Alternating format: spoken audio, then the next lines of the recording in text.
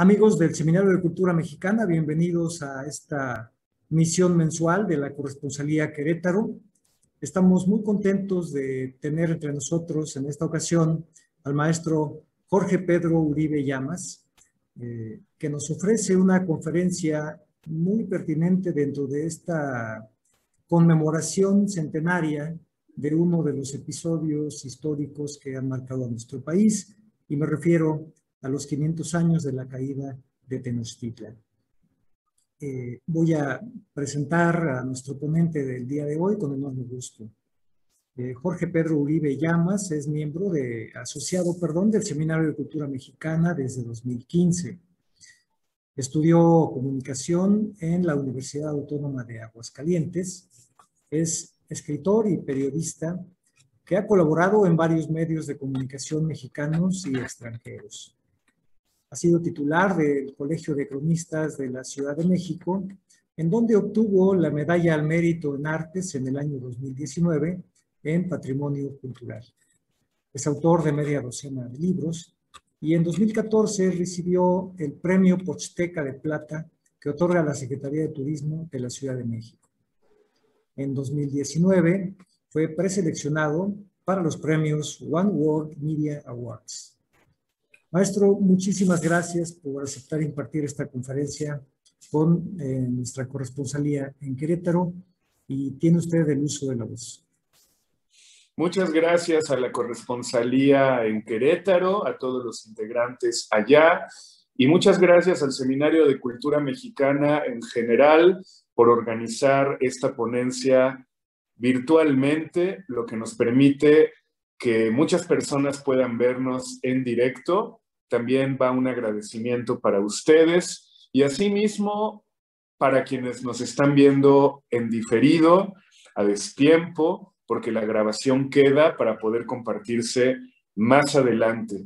Pero hoy, miércoles 16 de junio de 2021, pocos minutos después de las 19 horas, damos comienzo a esta conferencia llamada Ni triunfo ni derrota hacia los 500 años de la conquista de Tenochtitlan. Se acordará el escucha del Bicentenario, pero claro que se acuerda si en todo el país lo festejamos sobradamente, o eso se supone hace cosa de una década. Como ella o él sabe, la independencia fue un proceso extenso que grosso modo comenzó con el grito de Dolores, para ir desembocando años más tarde en el Plan de Iguala, los tratados de Córdoba y la entrada de los galantes trigarantes a la Plaza Grande de México, entre otros sucesos que habremos de celebrar este 2021, el otro bicentenario, año de la independencia y de la grandeza de México, según declaratoria de los diputados. Sin embargo, quién sabe si lo hagamos con igual empeño. De entrada puede que el horno no esté para bollos con tanta violencia por todo el territorio. Casi se diría una guerra. Tampoco debemos soslayar, algunos lo hacen, la crisis del virus cornúpeta que ha puesto el mundo de cabeza. Para colmo, también se cumplen 5 años de la caída de México Tenochtitlan, episodio definitorio para la conformación de nuestra identidad nacional y hasta de la edad moderna en Occidente. A decir del historiador Enrique Semo, la exploración y conquista de la Nueva España suponen el paso inicial en la creación del primer imperio colonial en la historia, a la par que surge en Europa el sistema económico y social que aún hoy padecemos o gozamos, según sea el caso. Pasarían décadas antes del descubrimiento de las minas de Potosí, las bonanzas del puerto de Cartagena, la fundación de Manila, el intenso aprovechamiento del Camino Real de tierra adentro, el tráfico de esclavos desde África y, cómo no, los efectos económicos de la pequeña edad de hielo, entre otros factores que aceleraron los ritmos de acumulación de capital, la prosperidad de la burguesía y no pocas aspiraciones imperialistas. Pero primero lo primero, colonizar la ciudad de los mexicas. principal centro urbano de la América septentrional. Ahí arrancaba todo. Un episodio tan definitorio como la independencia para la conformación de nuestra identidad nacional.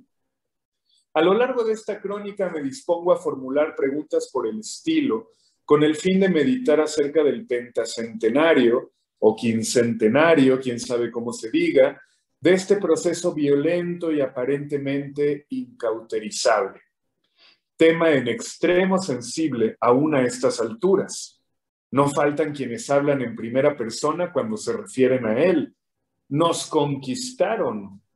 Sin embargo, conviene mantener la mente abierta, desarrugada la frente, si de verdad deseamos revisar con ecuanimidad el desbaratamiento o la metamorfosis de la Triple Alianza y su bonche de tributarios, sin filias y sin fobias, en la medida de lo posible. No nos compete a nosotros juzgar un pasado así de remoto, si acaso intentar explicarlo. ¿De qué sirve enojarse con tumbas? O peor aún, pretender blanquearlas. Mestizos como somos, y existen varios tipos de mestizaje, no únicamente el genético, ¿qué significa para este país tan diverso el encuentro de lo español con lo mesoamericano, toda vez que ambos conceptos son ya bastante difíciles de definir? Dicho encuentro, si se me permite nombrarlo así, tiene su origen un decenio antes de la rendición de Tenochtitlan, el día de San Hipólito de 1521. Ya por 1511 andaban por estas tierras que hoy llamamos mexicanas los náufragos Jerónimo de Aguilar y Gonzalo Guerrero, de quienes habré de referirme como parte de una breve recapitulación histórica. Lo que ya nos mete en un primer problema: ¿en cuál historia basarse?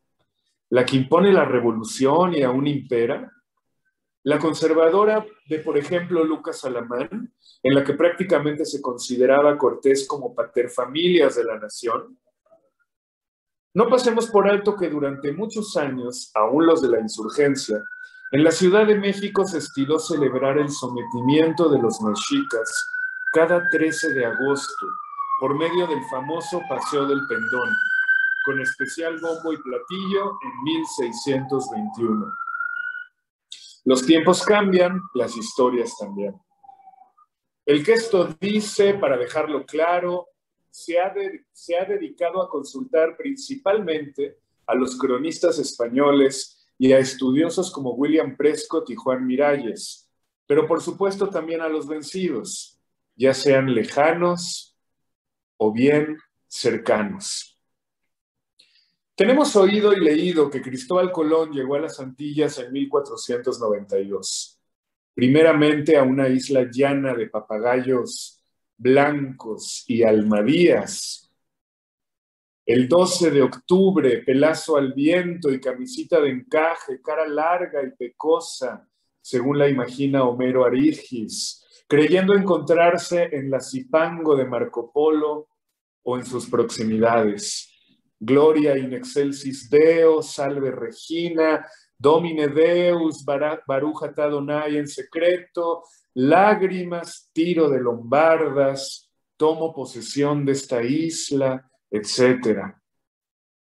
También sabemos que en 1511 se establece una primera población de españoles en la isla Juana, ya luego Cuba, y que ese mismo año naufragan en la península de Yucatán los referidos Guerrero y Aguilar, en zona Cocome, así como otros tripulantes de la desdichada expedición de Diego de Vicuesa, que iba del Darién a la Española, y a la postre, y acaso con cara de postre, terminarán siendo sacrificados.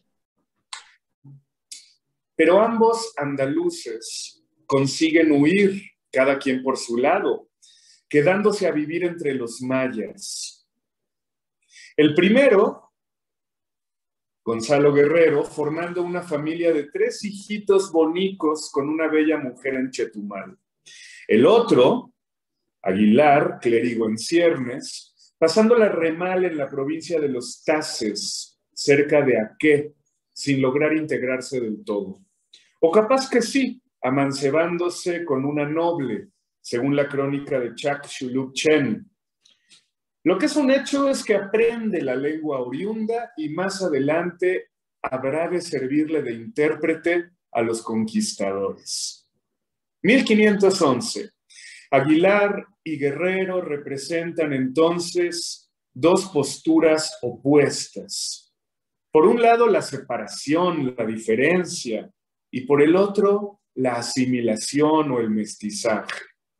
Ambas igual de importantes a la hora de estudiar la presencia de españoles bajo medievales en esta parte del orbe, bajo medievales allá, protorrenacentistas acá, una vez aclimatados.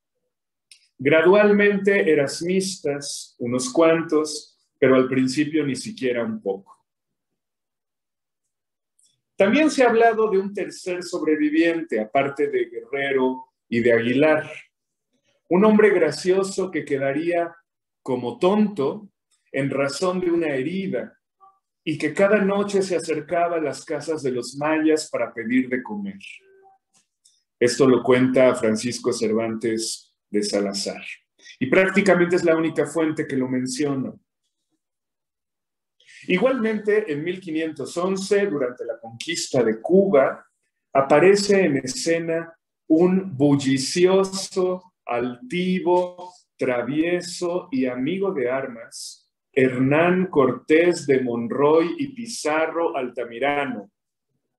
Hidalgo, pobretón de 26 años, nacido y criado en Medellín y en consecuencia con un marcado acento meridional, como tantos otros conquistadores extremeños.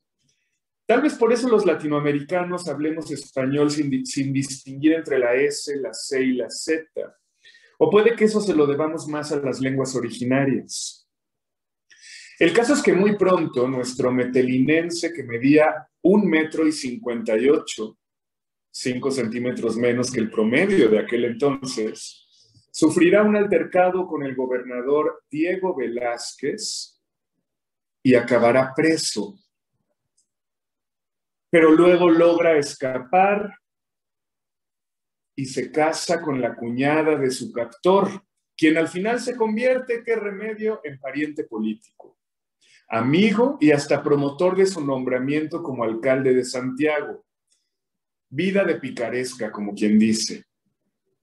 Durante el otoño de 1518, Cortés se pone a reclutar a unos 600 hombres para embarcarse hacia las costas continentales que ya Juan de Grijalva y el Nica, honoris causa Francisco Hernández de Córdoba, habían explorado ese año y el anterior respectivamente.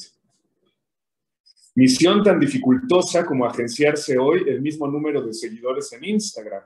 ¿Se imaginan ustedes? 600 personas, convencerlas de que te acompañen. O tal vez no era tan difícil, pues a aquellos aventureros los empujaba un resoluto espíritu de cruzada, intrínseco del clima cultural de la época. Continuar sondeando las Indias occidentales, de eso pedían su limosna.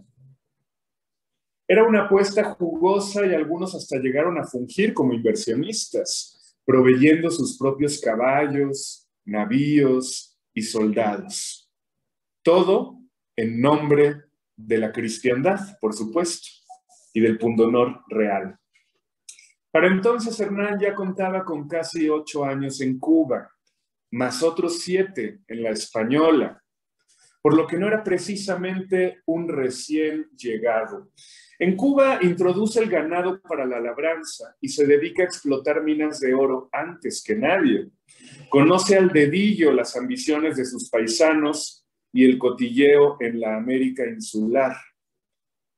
Estamos, pues, ante un hombre enriquecido que sabe ganarse amigos sin buscar agradecidos y capaz de financiar casi que por sí mismo una expedición de la cual es nombrado adelantado gobernador de la isla tierra nuevamente por su industria descubiertas. Una empresa más abiertamente de conquista que las dos anteriores. la de Grijalva y la de Hernández de Córdoba aún antes. Siempre y cuando estas conquistas no sucedieran en Cozumel, por pensarse en conceder esta isla al almirante de Flandes, preceptor de Carlos I. La idea era poblar la región con flamencos, según revela un estudio reciente de 2001. ¿De estos detalles tendría conocimiento Cortés? Yo pienso que sí. De otra forma, no habría esperado tanto para fundar su ayuntamiento. ¿Por qué hasta los hostiles médanos de Chalchihuecan y no de una vez en Cozumel? Pero no nos adelantemos. Cuidad mucho de doctrinarlos en la verdadera fe, pues esta es la causa principal porque sus altezas permiten estos descubrimientos. Había escrito de su puño y letra Velázquez, el gobernador, quien por cierto no andaría muy contento, que digamos, pues de último momento le ordena a Hernán Cortés regresar. Claramente arrepentido cuando las naves ya estaban por zarpar desde Santiago con dirección a Macaca y finalmente a la villa de Trinidad. Enterado de lo anterior, el extremeño extremista Chaparrito se apresura a hacerse a la vela con la flota a medio preparar. ¿Así os separáis de mí? Vive Dios que tenéis un modo raro de despediros. Perdonadme, el tiempo urge y hay cosas que es preciso hacerlas aún antes de pensarlas. Último intercambio de palabras. Cortés en su canoa, con ironía indulgente, y Velázquez a la orilla del muelle, inclinado en actitud mendigante, pero con el mentón muy en alto. Las aletas de la nariz dilatadas de rabia, lechuguino y prosaico amostazado.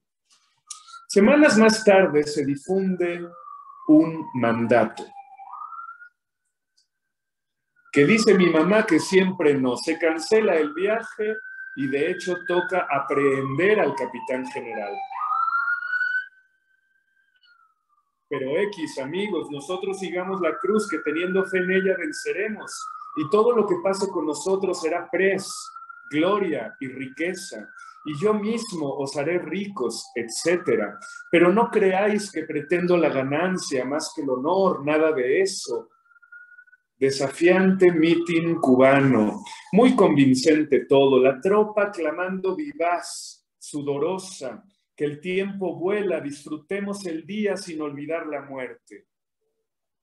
Así pues, en algún momento entre el 11 y 18 de febrero, 1519, tras haber pasado por la isla de Pinos y por San Cristóbal de La Habana, se celebra una misa en la punta de San Antón y por fin se levantan anclas de manera definitiva. Más vale pedir perdón que pedir permiso. Yolo, a Yucatán, ita misa est. La escuadrilla, compuesta por al menos 10 naos, 4 de importancia y las demás meros bergantines, arriban a Cozumel escasos días después. Todo apunta a que en la playa de San Juan, con 560 tripulantes, según calcula el cronista Andrés de Tapia, incluyéndose a él mismo. Lo de la verdadera fe sonaba bonito. También eso de cuando saltéis en tierra tomaréis la posesión de ella. Las demás cosas las dejo a vuestra prudencia, que había firmado el gobernador Velázquez. Pero ante todo era menester rescatar a los mentados náufragos. Gonzalo Guerrero y Jerónimo de Aguilar, que estaban ahí desde 1511, esperando a que los rescataran. Por fortuna dan con ellos. Un milagro que las expediciones previas no habían tenido el gusto de experimentar. Como era de esperarse, Aguilar, el clérigo, cae redondito, uniéndose al contingente cortesiano como intérprete, reemplazando a Melchorejo y Julianillo, las lenguas previas que habían sido raptadas al sur de Cabo Catoche durante la travesía del 17. Casi desnudo y en mal español, Aguilar saluda al capitán al estilo de los locales, tocando la tierra con la mano y llevándosela después a la cabeza. Tanto tiempo había pasado entre los mayas. Por su parte, Gonzalo Guerrero, labrada la cara y horadadas las orejas, aún decide luchar contra el iracundo Pedro de Alvarado, hombre de confianza de Cortés. Iracundo, tal vez, por alguna envidia carpetobetónica no superada hacia su jefe. ¿Acaso no ostentaba él un mayor rango social? Como que la expedición tenía que haberle tocado a él, ¿no? Cuchicheos como hormigas, sus amigos azuzándolo, los ojos entornados bajo el achicharrante sol quintanarroense. Total que la Armada prosigue su navegación, siempre pegadita a tierra, sin demostrar demasiado interés por la cultura local y, a diferencia de los viajes precedentes, sin detenerse en Champotón, puerto de mala pelea y orgullo de los campechanos a la fecha. A finales de marzo, los españoles alcanzan la ciudad de Potonchán, primera parada sobre suelo continental, luego de un tedioso cabotaje. En la margen izquierda del río Tabasco fundan Santa María de la Victoria, villa decana, sin cabildo, tristemente derruida hacia la segunda mitad del siglo XVII. ¿Dónde la fundan? En el mismo sitio donde se ha de producir la triunfante batalla de Centla, triunfante para los españoles y triunfante para el culto a Santiago, que empieza ahí y todavía cunde. Luego de bautizar a todo Dios, se planta en la villa una cruz de grandes dimensiones. La única construcción de momento.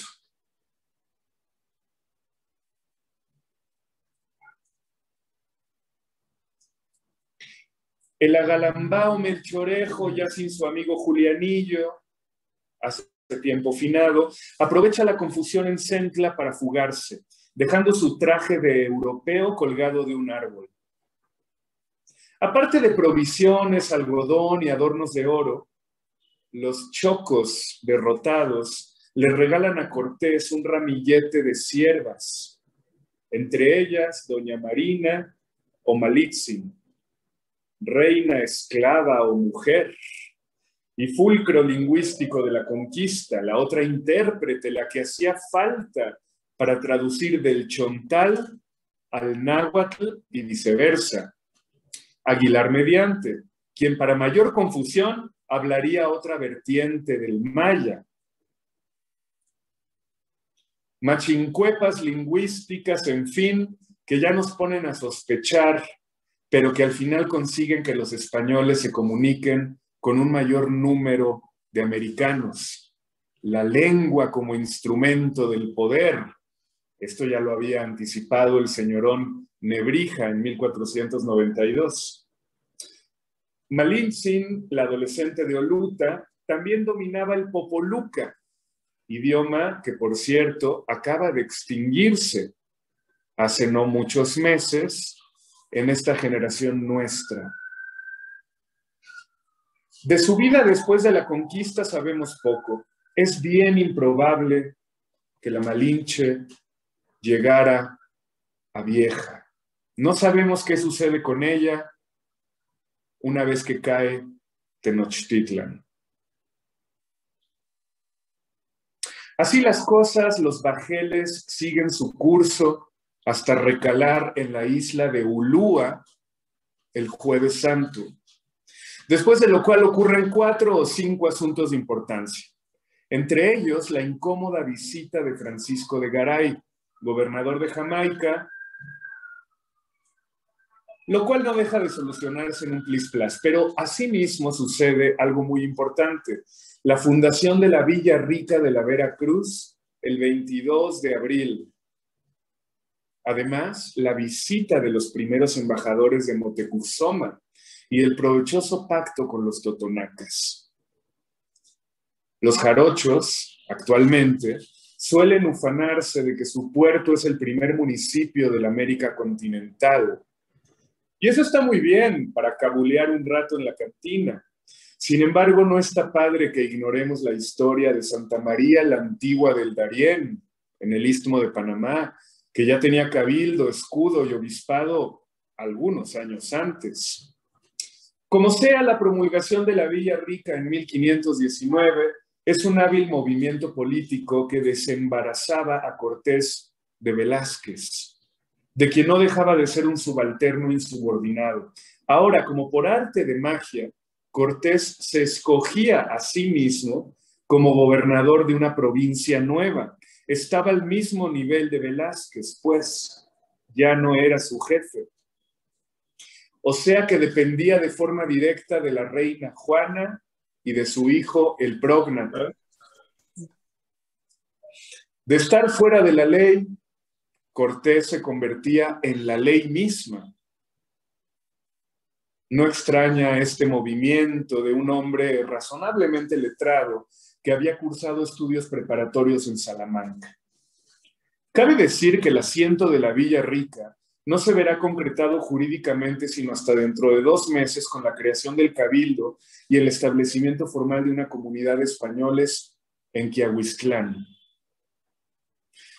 Pero en fin, llegados a este punto, Cortés y los suyos ya llevan rato escuchando apetitosas historias sobre el señorío de los Colúa.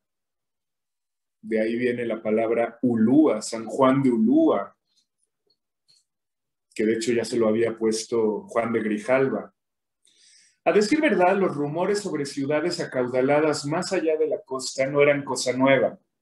Pero la gota que derramó el vaso de la ambición fueron los regalos que empezaron a recibir tan pronto como el 24 de abril de manos de los primeros emisarios mexicas. Un tal Teudili y un tal Quintalbor. Este par trajo desde México a Veracruz algodones finos, capas de pluma y objetos de oro, finamente labrados. Vaya manera disparatada de querer convencer a los españoles de no continuar adelante. Todo lo contrario, a los españoles les entran más ganas de prolongar el periplo y llegar hasta la mera ciudad de Motecuzoma. Aunque sea difícil, tenemos que pagarle algún día personalmente su visita, explica Hernán Cortés.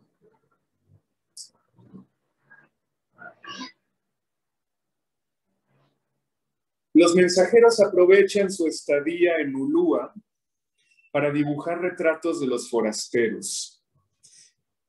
Ya se ve que su monarca no da paso sin guarache, pero Cortés tampoco. Lo que nos conduce al siguiente asunto veracruzano, la coalición con los totonacas en Zempoala, la capital. Allí Cortés se entrevista con el cacique Gordo, jefe lloroso de un pueblo rabiosamente enconado con los mexicas. Las noticias de discordias intestinas son recibidas con singular placer y entre muchachos vestidos de mujer que formaban parte de la corte del cacique Gordo. Supongo yo que habría un enésimo traductor que entendería el totonaca y el náhuatl. En fin, estas conversaciones súper traducidas convierten a los zempoaltecas en los primeros aliados mesoamericanos de Cortés.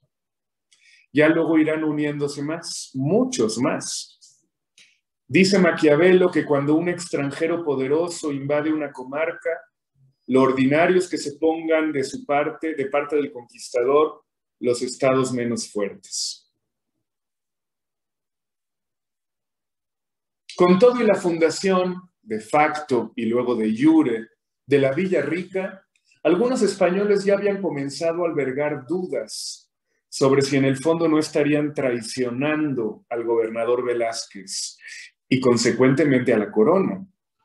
Cortés zanja cualquier controversia encallando y desarmando las naves, que no quemándolas ni barrenándolas, lo cual hubiera sido un despropósito.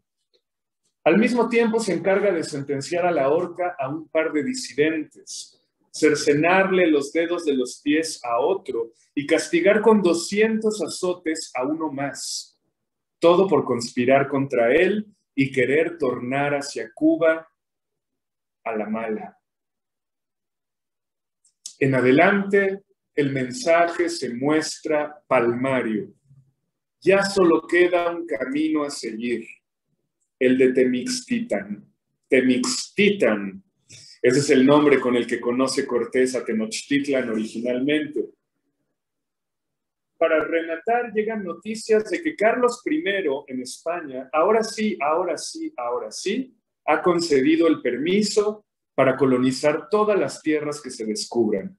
O sea que Cortés ya estaba empoderado, se había desafanado de Velázquez, ya tenía el permiso para seguir conquistando y encima había fundado un primer ayuntamiento.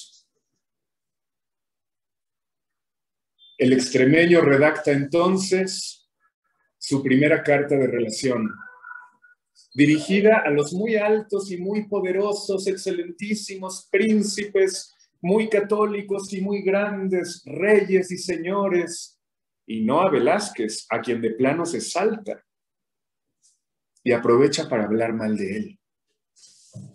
A mediados de agosto, Cortés arenga a su hueste, que replica eufórica: ¡a México! ¡A México! En la Villa Rica permanece una guarnición de 100 y pico de hombres por si las moscas cubanas. Desde Zempoala emprende su marcha nuestro acalorado colectivo, ya no de exploradores, sino de manifiestos conquistadores. ¿Hacia dónde? Hacia la futura capital novohispana. Entre 300 y 400 individuos de allende el mar y un número impreciso de totonacas. Se ha dicho que tan solo 1000 servían para cargar la artillería. Entre los españoles había hidalgos como Alvarado y sus hermanos, Francisco de Montejo y Diego de Ordaz.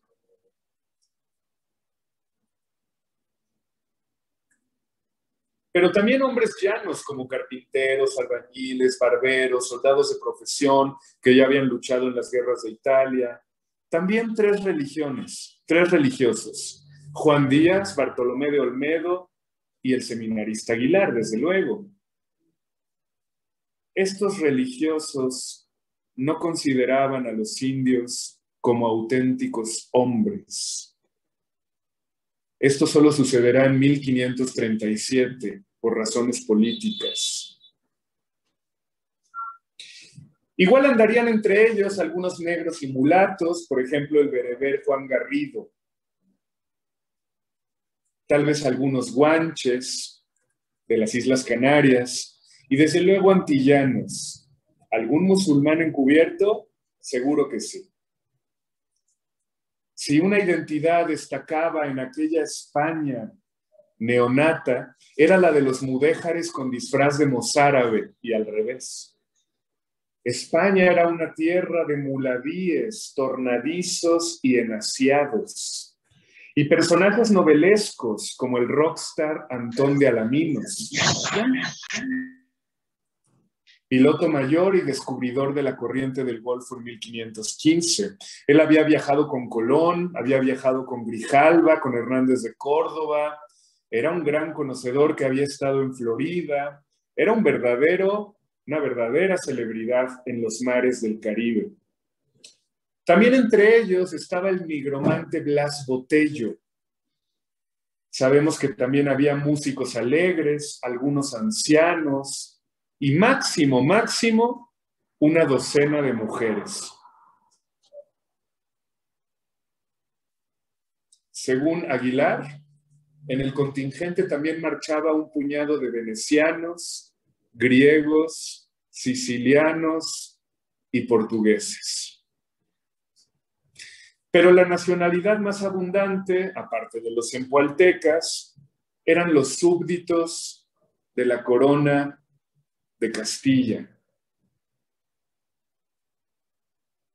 Todos hartos desde hace mucho de la incipiente cocina caribeña, pan de yuca, haba, arroz, caña de azúcar y muy de vez en cuando un tocino, un pescado o cecina de conejo o venado. Menos mal que de ahora en adelante ya iban a comer puro bolobán de jaiba, café bola de oro, mole de jico y molletes del Sanborns. La imagen que tenemos actualmente del conquistador responde más a un constructo. Gracias a una tesis universitaria de Mario Enrique Fuente, sabemos que muy pocos de ellos portarían coraza y morrión, y solo en ocasiones, con el calorón que hacían. Tampoco aprovecharían demasiado los arcabuces. Las escaramuzas duraban poco y no había tiempo de encender la pólvora. Más bien irían vestidos, la mayoría, con un ichcahuipili, una prenda compuesta por varias capas de algodón trenzado que por supuesto habían adoptado de los mesoamericanos. Esta prenda resultaba más fresca, ligera y eficaz que el tradicional coselete de cuero o metal. Tomemos en cuenta que ya varios habían viajado con Grijalva el año anterior. Y por lo tanto, adoptado medidas más cómodas. Por otra parte, trabajando documentos de entre 1514 y 1546, Mario no ha encontrado ninguno que demuestre que los españoles usaran alabardas en sus conquistas. Costaban un ojo de la cara y no todo el mundo era capaz de costeárselas. Sin embargo, sí llevaban falconetes, ballestas y picas largas endurecidas al fuego, amén de escudos de cuero ovalados que se llamaban adargas. Sobre el aspecto de estos españoles, casi podemos garantizar que se afeitaban bien poco. En el verano de 1519, la conquista empieza a tomar su forma más reconocible. Fernando Benítez escribe un libro ameno y bien documentado, La Ruta de Hernán Cortés, en el que se va pormenorizando el emocionante trayecto desde la costa hasta el altiplano, subiendo todo el rato, siempre bajo las órdenes de un persuasivo y animoso capitán Chaparrito. Él, a su vez, dejándose guiar con alacridad por los mandamases totonacas hacia uno de los techos del mundo, a miles de metros de altura, desde donde descienden dramáticos ríos que inician su curso en los deshielos de los volcanes. Un taquito de michote, capitán Malinche, no es menester. La obra de Benítez también ofrece información sobre el enfrentamiento y alianza con los tlaxcaltecas y, claro, la terrible matanza de Cholula, Altépetl Santo. Un Altépetl relativamente autónomo, pero afín a los mexicas. Ya se sabe que hubo una emboscada y que al final los españoles salen triunfantes. Ya luego pasan por Jalapa, Perote, Tepeyagualco, los volcanes, México, Puebla, Perote, Jalapa, Veracruz. Pero al revés.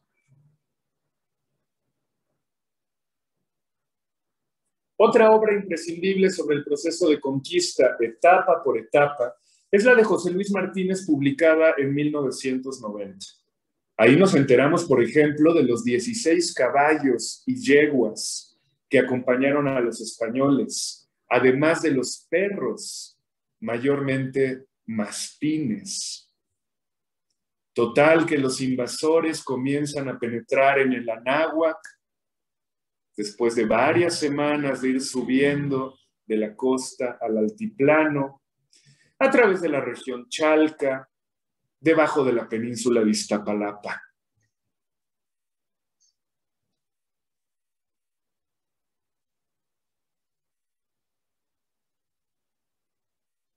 ...8 de noviembre... 1519, 8 de noviembre. Por fin alcanza Cortés y su ejército la ciudad de Motecuzoma, vasta, populosa, y se ha dicho que bastante limpia también. Isla sobre el lago, mitad salobre, mitad dulce, y dividida en 4 grandes parcialidades. Hacia el norte, la urbanización gemela de México-Tlatelolco. En realidad se trataba de un archipiélago con más isletas como Nonoalco y Mixiuhcan. En lontananza, serranías de vegetación arisca y heráldica y el par de volcanes vigilantes.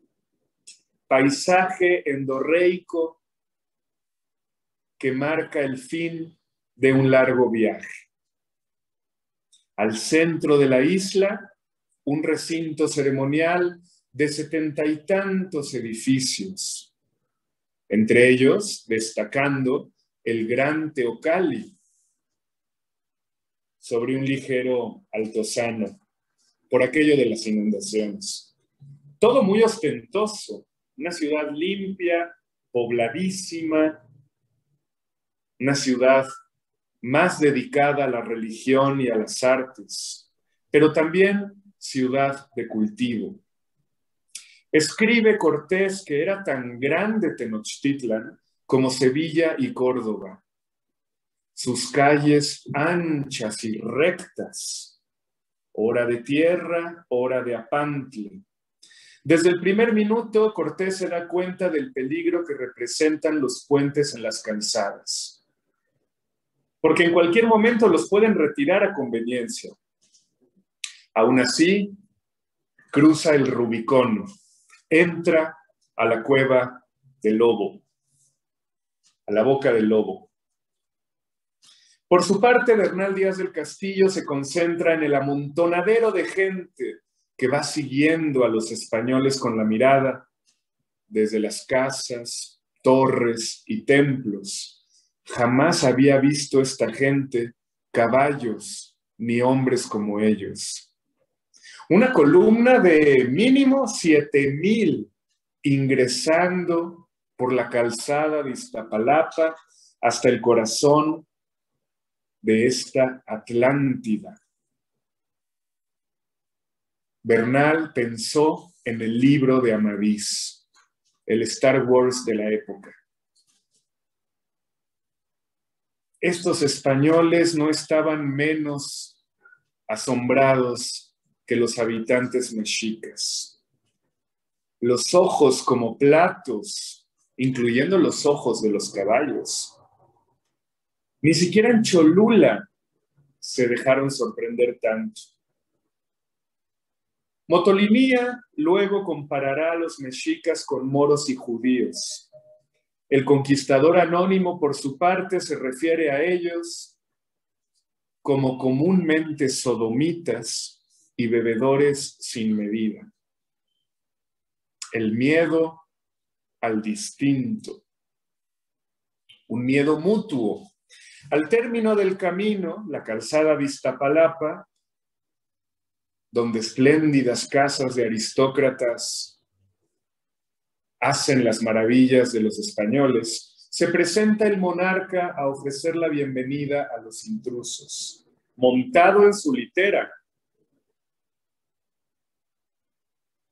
Las pupilas afiladas como obsidiana. El corazón de Atabal Guerrero, pensativo, modelando los labios como si fuera a silbar.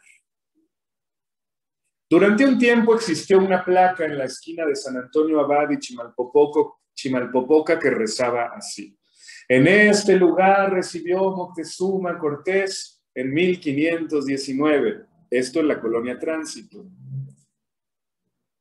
En los años 50 la localización quedó confirmada por Alfonso Caso en su trabajo sobre los barrios mexicas. ¿Será entonces el Hospital de San Antonio un recuerdo de aquel encuentro? Asegura Suárez de Peralta que con las siguientes palabras acogió Moctezuma a Cortés. Habéis llegado a vuestra tierra y pueblo, y a vuestra casa, que es la mía, que os ofrezco para vuestro servicio. Habéis venido para sentaros en vuestro trono y señorío, lo cual no deja de parecer un poquitín raro.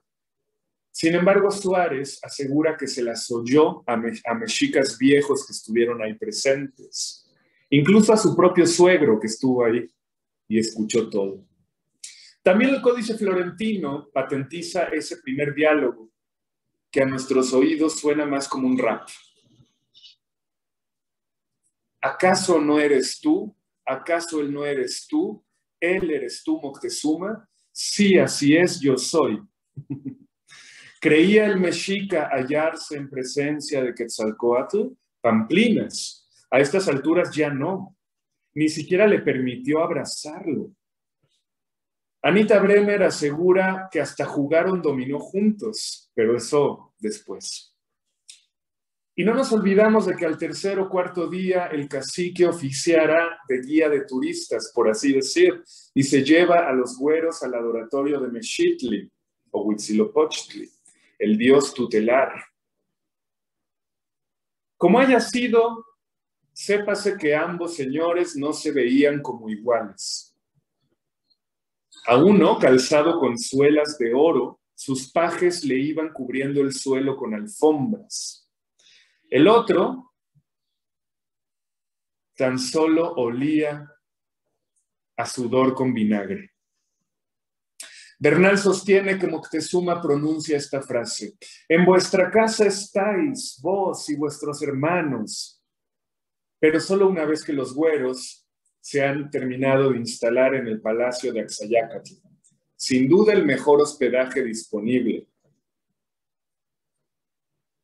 Los miles de totonacas, tlaxcaltecas, cholultecas y huejotzincas, esos debieron permanecer afuera de la isla.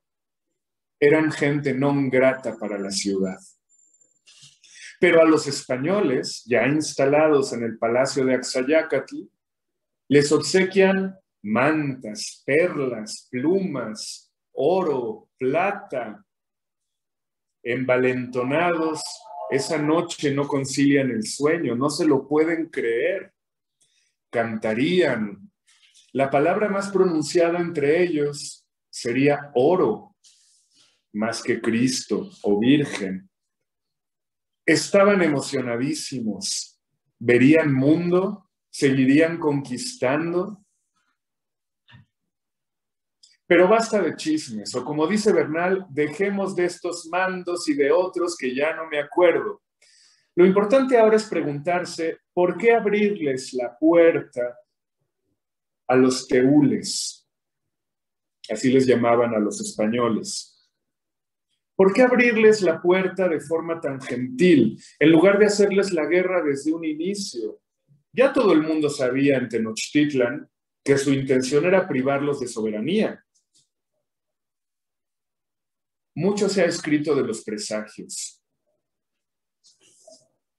También es sabido que Cuitláhuac, hermano de Moctezuma, aconsejó no meter al cantón a los extraños, que a la larga solo podían echarlos de ahí. Es decir, hubo tiempo para prepararse, pero hemos visto que Moctezuma, hombre cauto, taciturno, de alrededor de 50 años, optó por recibirlos con regia cortesía. Esto después de meses de estarles enviando regalos. ¿Les tenía miedo? Sabía que llevaban ventaja. Tratemos de imaginar el impacto que debió de infundir, incluso entre los mexicas más privilegiados, el fulgor de las espadas, la impetuosidad de los caballos, aquellas pieles rubicundas. Otra posibilidad es que al recibirlos en la isla, lo que de verdad estaban haciendo era encerrarlos en ella.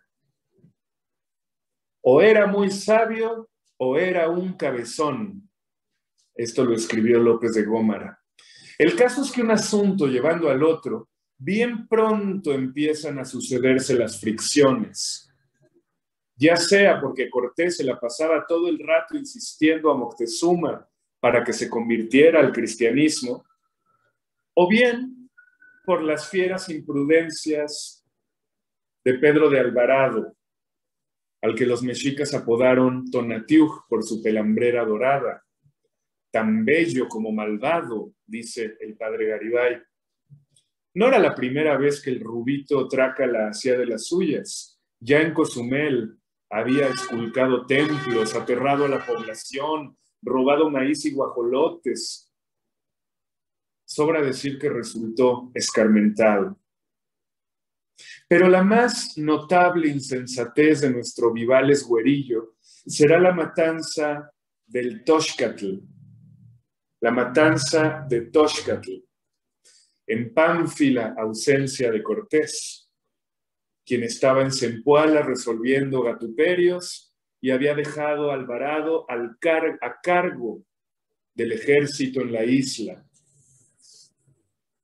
Esta matanza de Toxcatl sirve como detonante para una primera revuelta mexica en la primavera de 1520. O sea, los españoles ya llevaban aquí meses como invitados. Y es que la matanza de Toxcatl fue tremenda, como ustedes saben. ¿A quién se le ocurre asesinar a madres con sus hijos? Y a todos los nobles presentes en plena festividad a Huitzilopochtli, gente que había acudido inocentemente a bailar, ofrendar maíz tostado, procesionar con una figura de amaranto y miel, celebrar, en fin, el paso cenital del sol y la fundación de la ciudad. El lamentable episodio, la lamentable matanza a manos de Alvarado, Cortés ni en cuenta, él estaba en Zempoala.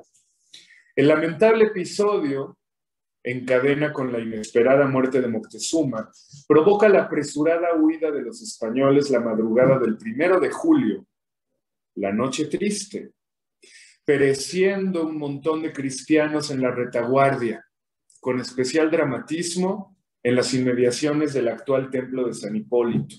O sea, en el canal de los Toltecas, en plena calzada hacia Tlacopan. Allí Tonatiuh pierde su adorada yegua. Ahí Tonatiuh salta en la siguiente cortadura, usando su lanza como pértiga.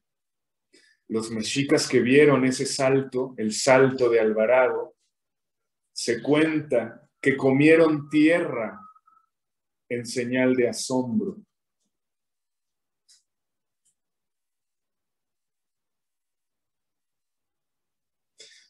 Volver un día a España, comprar una tierra y envejecer con dignidad suficiente. Volver a las ferias de Medina del Campo, pero ahora como persona rica. En esto se concentraba un buen número de españoles durante aquel pandemonium sin paraguas. Si en algún lugar de la ciudad pululan los fantasmas, debe de ser aquí. Desbarrigadas almas en pena que conviven cada día 28 con los devotos de San Juditas.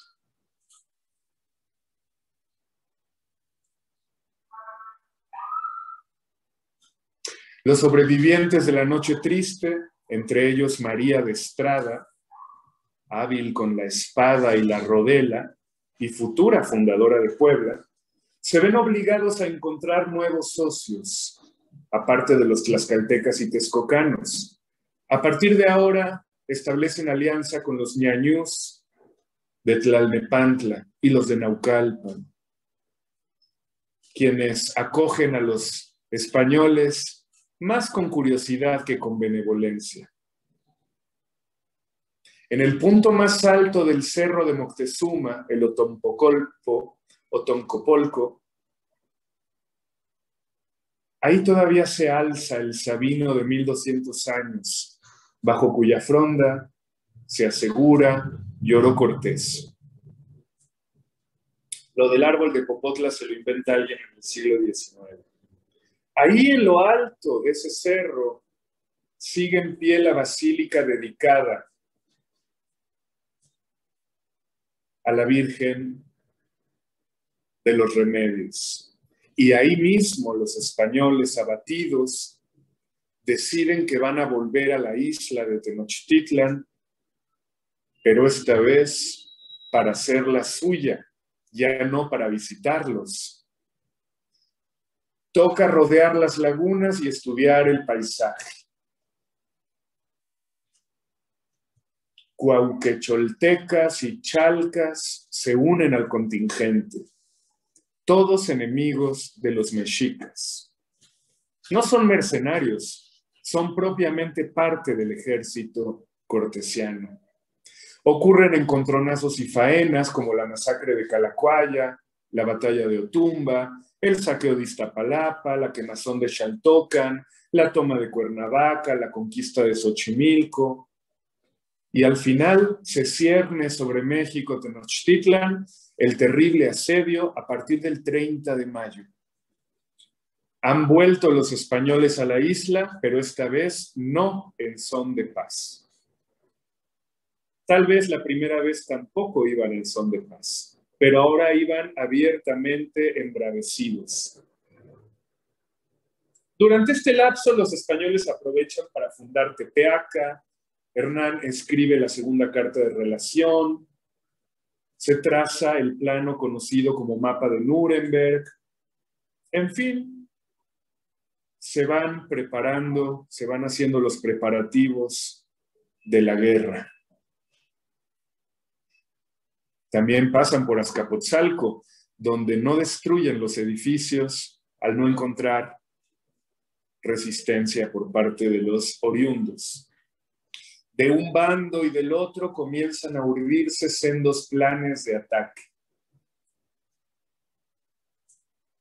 Se construyen 13 bergantines. Uno de ellos se llamaba Buscarruido. El velamen, la jarcia y la clavazón los traen de los navíos veracruzanos que habían estado allá en la playa. Xicoténcatl deserta y termina siendo ejecutado por el Senado tlaxcalteca. Cuitláhuac reorganiza la tropa. Los cortesianos establecen un cuartel general en Texcoco, en el Palacio de Nezahualpilli. En ese momento, inicios de 1521, Cuauhtémoc ya es el nuevo líder de los mexicas, un veinteañero brioso que toma una actitud bien distinta a la de su tío Moctezuma, que por cierto ya está muerto y que había sido sucedido por Cuitláhuac. Hoy Moctezuma es comúnmente tildado de cobarde, soberbio incluso, mientras que a Cuauhtémoc lo seguimos viendo como a un héroe. Pero estamos siendo justos. ¿Qué se supone que debe hacer un gobernante frente a un invasor? ¿Recibirlos gentilmente como Moctezuma o hacerles la guerra desde el inicio como hizo Cuauhtémoc?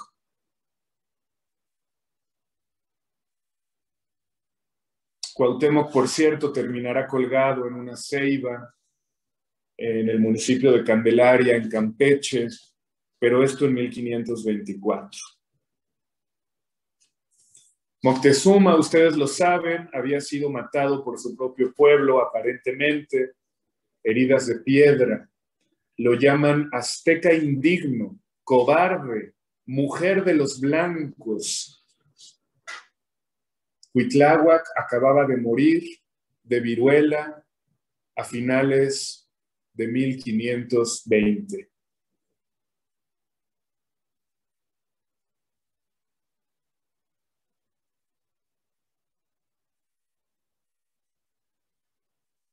Bien.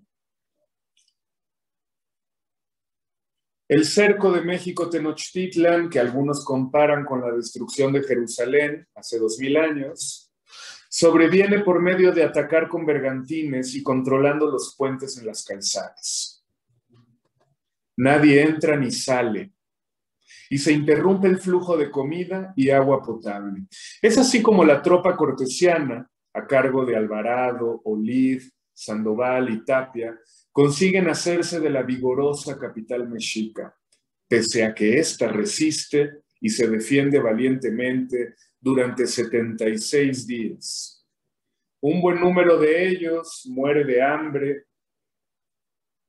sed y enfermedades de importación, hasta que Cuauhtémoc tiene que rendirse ante García Holguín en un barrio de Tlatelolco, donde está la iglesia de la Conchita en Tepito, a eso de las 3 de la tarde del 13 de agosto.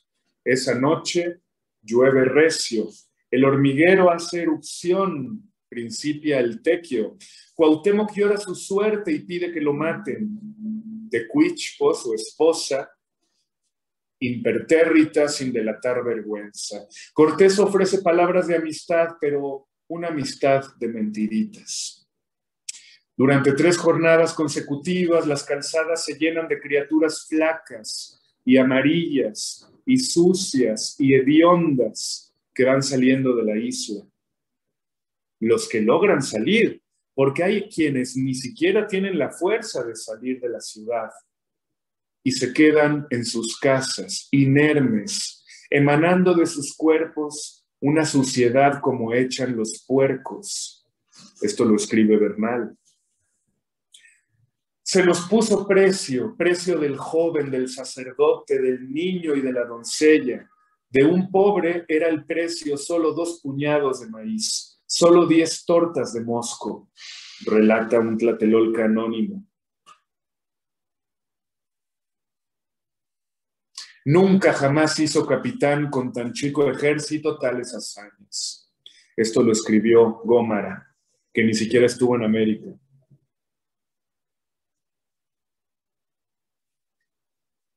Miguel de Cervantes Saavedra compara a Hernán Cortés con Julio César.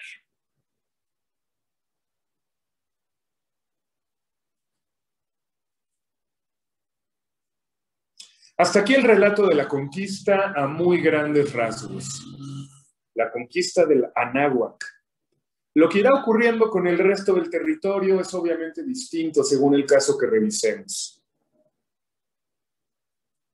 Con los purépechas, ustedes saben que es el milloneta Ascazonzi el que decide pactar con los españoles.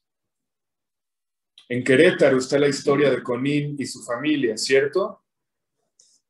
La de los grupos chichimecas es una historia aparte, bien compleja, lo mismo que la Sierra Gorda, donde el proceso de colonización no se da realmente sino hasta bien entrado el siglo XVIII. ¿Y qué tanto sabemos de los mayas y las condiciones que dieron pie a su guerra de castas siglos más tarde? Para entender la Nueva Galicia, también habrá que ponerse a estudiar la guerra del Mixtón, el descubrimiento de las minas zacatecanas, la fundación de haciendas y poblaciones cercanas, y así sucesivamente. Cada región su conquista. Y es que la idea de un país unificado solo empieza a proyectarse en las mentes criollas, por ejemplo las jesuitas, varias generaciones después, previo al movimiento insurgente, para terminar consolidándose en el siglo XX con Calles y Cárdenas. Porque una nacionalidad en realidad se construye de a poco, y a diferencia de la identidad, puede que solo sea posible a través de la fuerza y el adoctrinamiento.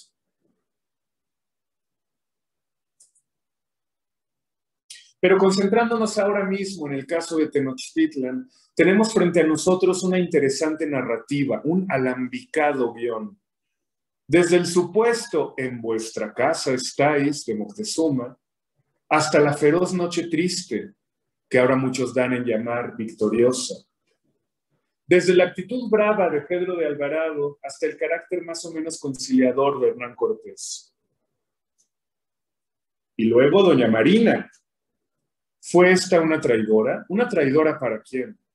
En cualquier caso, nunca tanto como el pérfido Hernando Ixtlilxóchitl, pero a él nadie le pone la proa. De los tlaxcaltecas ya hablaremos en otra ocasión, pero spoiler, nadie puede traicionar a un tirano. Uno de los 60 municipios de Tlaxcala recibe desde hace tiempo el nombre de Españita.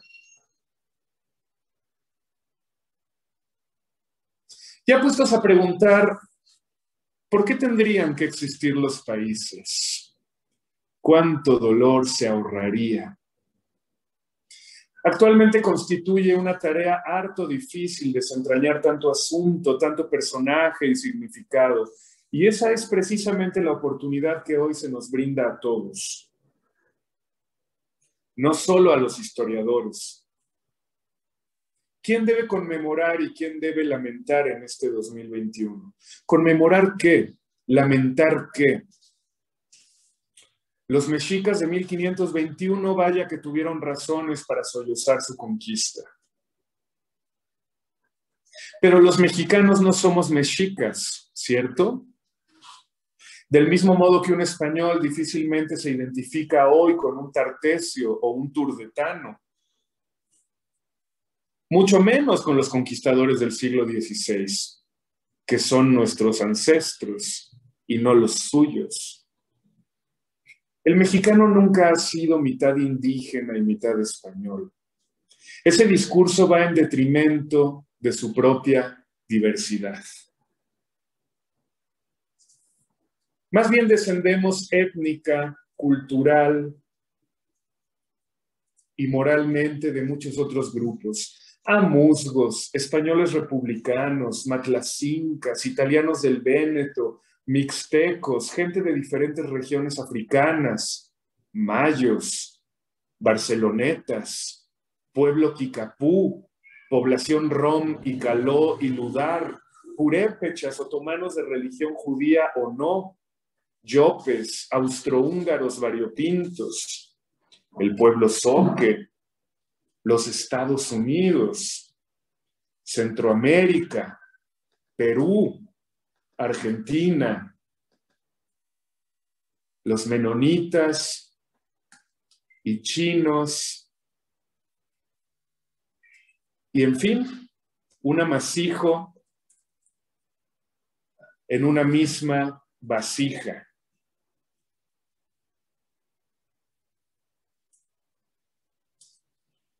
Mezclados o poco mezclados, da igual. Si lo pensamos bien, ni siquiera tendríamos que estar hablando de etnicidad. Asegura un proverbio árabe que todos somos hijos de Adán. Era para que ya dejáramos en paz lo de la pureza de sangre. Exaltar una raza es típico del pensamiento fascista. ¿Existe alguien más mexicano que otro? Pregunta peligrosa. Existe una frase del poeta Torres Bodet grabada en piedra en Tlatelolco, donde fueron los últimos combates de la conquista. No fue triunfo ni derrota, fue el doloroso nacimiento del pueblo mestizo que es el México de hoy. Interesante perspectiva, ¿no es así? La de un diplomático. Escribe otro funcionario del Servicio Exterior, el escritor Carlos Fuentes. Gran esquizofrenia. México prefiere identificarse con el mundo indígena vencido que con el mundo español vencedor. ¿Por qué negar nuestra hispanidad?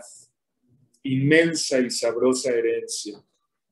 ¿Por qué en el Parque de la Muralla, en Lima, existe una estatua pública al conquistador Pizarro y en México ni una sola de su pariente Cortés?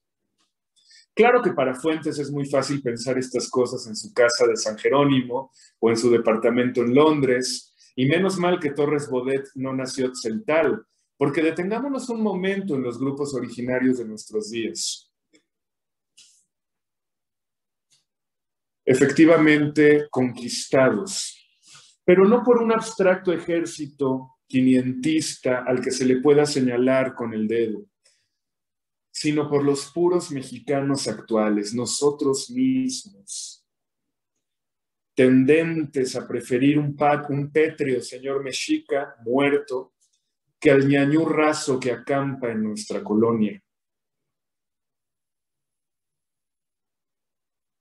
Pueblos doblegados a sí mismo por el imperialismo estadounidense.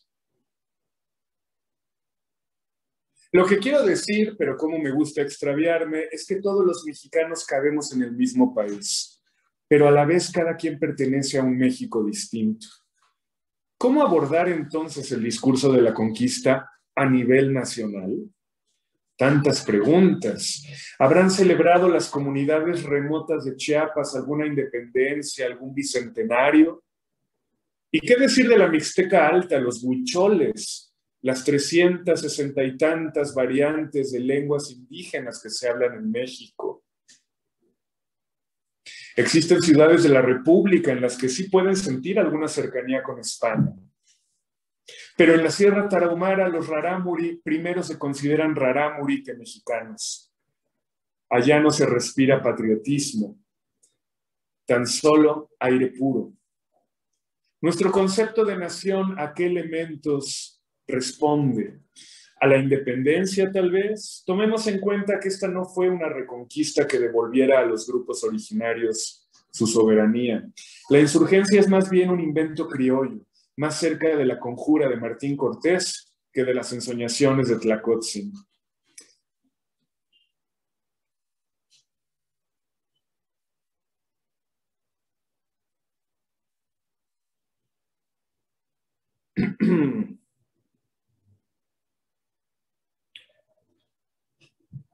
Por otra parte, no todos los peninsulares del siglo XVI fueron necesariamente guerreros, avariciosos comerciantes o temibles encomenderos.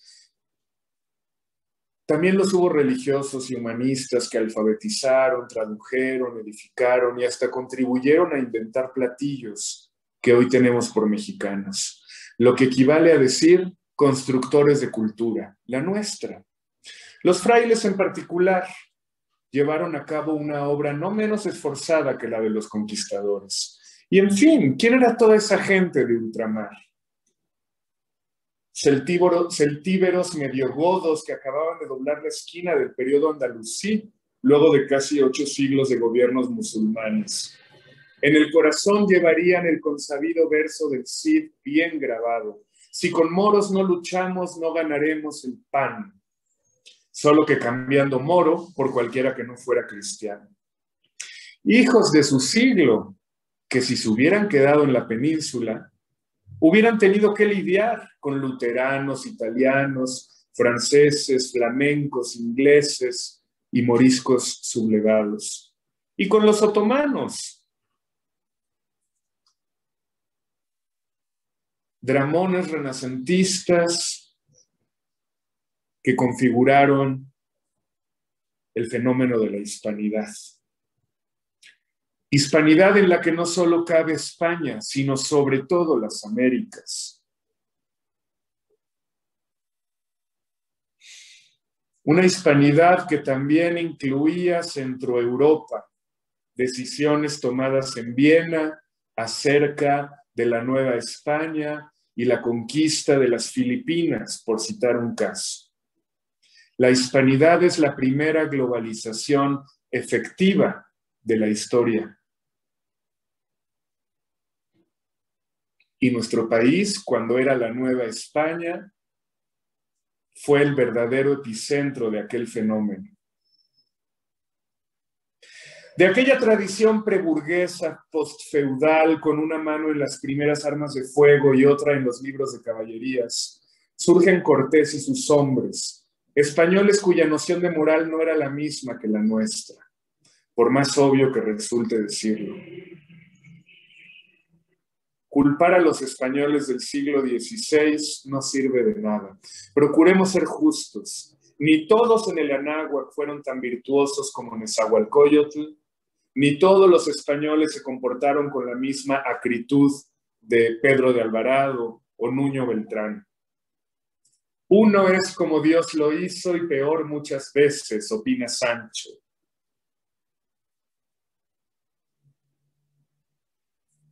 ¿Por qué tantas generaciones después seguimos empeñados en distinguir entre víctimas y victimarios? Para colmo, en la propia genealogía. No son competencias. ¿Para qué simpatizar más con un tatarabuelo que con el otro? La progenie es un río del que abrevamos todos sin fijarnos en los meandros y al final todos compartimos la misma madre.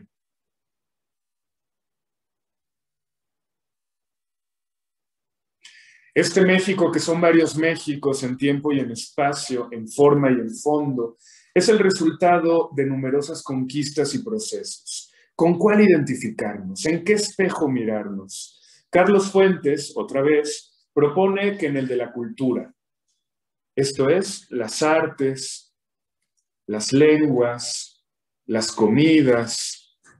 Es posible que el alma mexicana no se encuentre en conflicto y división, sino en continua adición. Lo Cortés no quita lo Cuauhtémoc, ni lo Moctezuma, antes bien lo potencia. Y quizá no sean los descendientes de tales personajes los que deban abrazarse medio milenio después en un gesto cursi y fetichista, sino nosotros con nuestras propias herencias. Justo en eso reside nuestra grandeza, la aparente indefinición que nos define y convierte en esta patria castellana y morisca, rayada de azteca, como escribió López Velarde. Águila bicéfala y 5 soles, siempre un volado dentro de uno. La mexicanidad no termina nunca de construirse, no hay tal lugar. Y eso es algo que sí podemos conmemorar, incluso celebrar, en esta o cualquier fecha. Muchas gracias.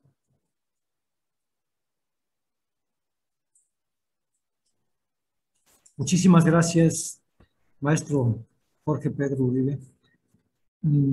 Hay unos comentarios que me gustaría leer antes de dar voz aquí. Pretendo hacer alguna pregunta. Paulina Latapí, gracias, maravillosa forma de narrar. Transmite como quien va tejiendo una bella prenda. Y Blanca Garza nos dice, qué fuerte está terminando esta charla. Numerosos puntos que debieran ser revisados. Sin duda, el título de tu ponencia es muy sugerente. Ni triunfo ni derrota. Efectivamente, el constructo de la identidad nacional es algo que desde mi punto de vista ha sido utilizado por los distintos grupos de poder, al igual que la historia, que la han utilizado para legitimar precisamente el poder que ejercen. En medio de todo esto está nuestra identidad nacional, que una vez consumada la independencia, aterrizó en las raíces más antiguas de esta incipiente nación. Y entonces se rescató lo que estaba soterrado o enterrado. Y a partir de ahí, una reflexión que siempre he hecho es, ¿qué sentiría un tlaxcalteca el día en que el escudo nacional se impuso precisamente como el principal símbolo mexica? Y una pregunta que tú ya resolviste es, ¿qué podrá sentir un rarámuri, un villarica, un mixteco respecto de este símbolo, ¿no? Pero no podemos negar que hoy día es uno de los 3 símbolos nacionales, los más importantes y protegidos por una ley.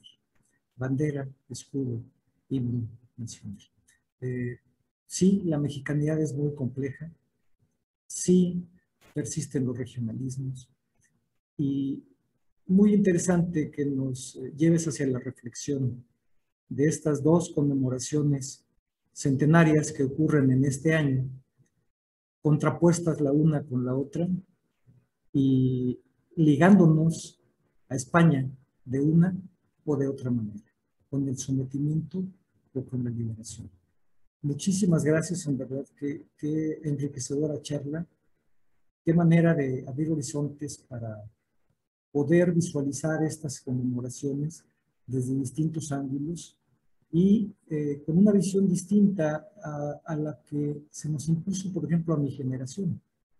Yo rayo en los 60 y siempre se nos enseñó en la escuela que éramos un pueblo derrotado, un pueblo sometido, un pueblo sojuzgado. De ahí creo que esas generaciones del ya merito, del no pudimos, del sí se puede, pero no se pudo.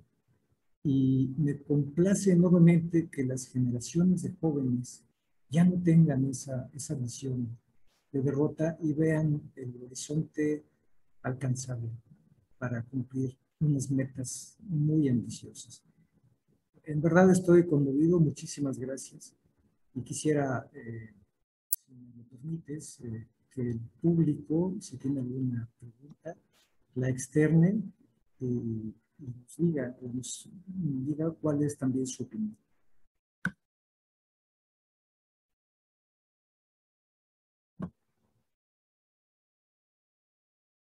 Si alguien quiere hacer una pregunta, por favor levante la manita para abrirle el micrófono.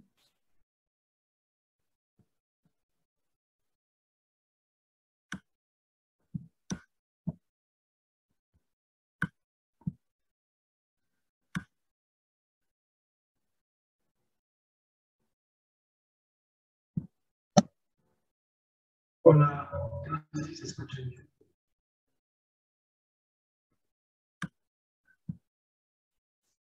Okay.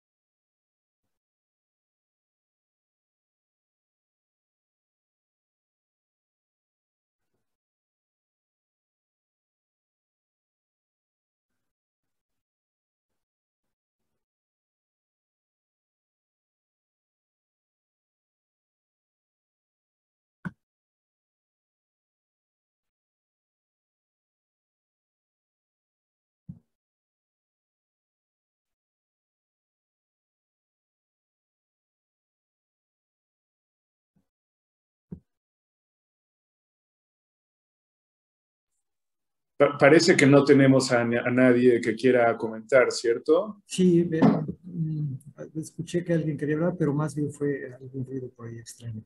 Pues reitero mi gratitud y leo un comentario más que nos dejan aquí en el chat de Daniel Herrera. Ojalá más mexicanos pudiéramos reflexionar y aceptar que somos de aquí y de allá. Un proceso que sin duda ayudaría a tener un enfoque y perspectiva totalmente diferente al discurso actual. Gracias, Jorge, por tu excelente narrativa. Josefina nos dice, excelente forma de narrar nuestro pasado y origen. Felicidades, como siempre interesante. Gracias. Rosario Godínez, muchas gracias, maestro Jorge Pedro, por su conocimiento a los 500 años de la conquista, donde da otras expectativas de ver la historia. Muchas gracias, en verdad. Muy ilustradora, muy enriquecedora la conferencia. Muchas gracias a la corresponsalía de Querétaro y al Seminario de Cultura Mexicana en general y a quienes se conectaron a ver esta ponencia en directo. Sigo a sus órdenes en las redes sociales, me encuentran muy fácil por si quiere alguien continuar la conversación y espero que sigamos haciendo cosas juntos con la corresponsalía de Querétaro, virtual o presencialmente en algún momento. Gracias. Hasta pronto. Hasta luego. Gracias.